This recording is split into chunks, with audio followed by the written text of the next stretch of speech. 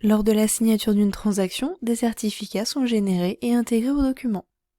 En plus des certificats, il est possible d'ajouter des signatures visuelles sur les documents d'une transaction. Pour faciliter la mise en place de ces signatures, Docetch dispose de plusieurs options que nous retrouvons en cliquant sur le point d'interrogation juste ici. Ce sont toutes ces options que nous allons détailler dans cette vidéo. Par défaut, un encart pour chaque signataire est placé en page -1, c'est-à-dire la dernière page du document, -2 correspondant à l'avant-dernière et ainsi de suite. Si par exemple je souhaite que la signature du client apparaisse au même emplacement sur une section de plusieurs pages et que celle du commercial apparaisse seulement sur la dernière, je vais procéder ainsi. Je positionne l'encart du client et du commercial en les faisant simplement glisser. Je peux affiner les coordonnées manuellement et redimensionner aussi si j'ai besoin les encarts. Puis, j'indique la section de page pour mon client en utilisant le tiret 1 à 3 et je laisse -1 pour le commercial, soit la dernière page.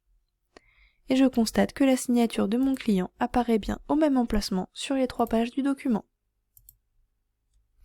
Maintenant, si je souhaite que la signature du commercial apparaisse sur les pages 1 et 3 du document au même emplacement, j'utiliserai le point-virgule.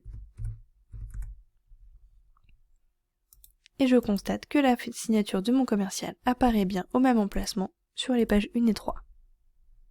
Si je souhaite que les signatures n'apparaissent pas au même emplacement, dans ce cas je n'indique qu'une seule page, page 1, et j'ajoute un encart supplémentaire pour ce signataire, en page 3 ou -1, et je le positionne à l'endroit souhaité.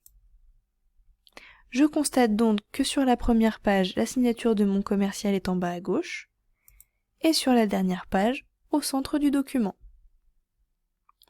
Je peux aussi indiquer la page 0 pour que la signature visuelle se place sur une page blanche ajoutée à la fin du document. L'encart apparaît en bas à gauche de la dernière page, mais n'a pas besoin d'être positionné puisque la signature ne figurera pas sur cette page. Vous pouvez aussi utiliser l'option TXT qui permet de remplacer toutes les occurrences du champ dynamique signature trouvées dans le document, comme par exemple celui-ci. Vous retrouverez plus de détails sur cette option dans une vidéo entièrement dédiée à ce sujet.